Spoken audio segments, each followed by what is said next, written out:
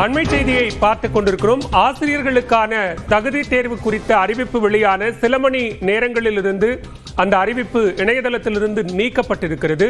இத்தொடர்பான கூடுதல் விவரங்களோடு இணைகிறார் சிறப்பு செய்தியாளர் அபிநயா. விவரங்கள் என்ன காரணத்திற்காக அந்த அறிவிப்பு நீக்கப்பட்டிருக்கிறது?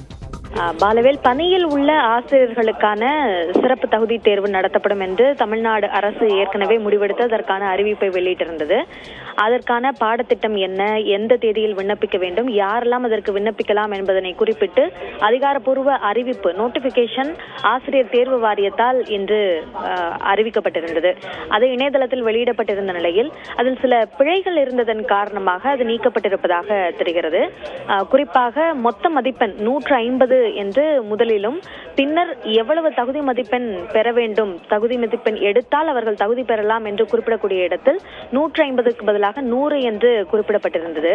எனவே அதன் காரணமாக நீக்கப்பட்டிருக்கலாம் என்றும் சொல்லப்படுகிறது. வேறு ஏதேனும் மாற்றம் இருக்கிறதா என்பது குறித்த விளக்கமும் ஆசிரியர் தேர்வு வாரியத்திடம் நாம் கேட்டிருக்கிறோம். ஆனால் அது குறித்த அதிகாரப்பூர்வமான விளக்கம் எதுவும் அவர்கள் தரப்பில் குறிப்பிடப்படவில்லை.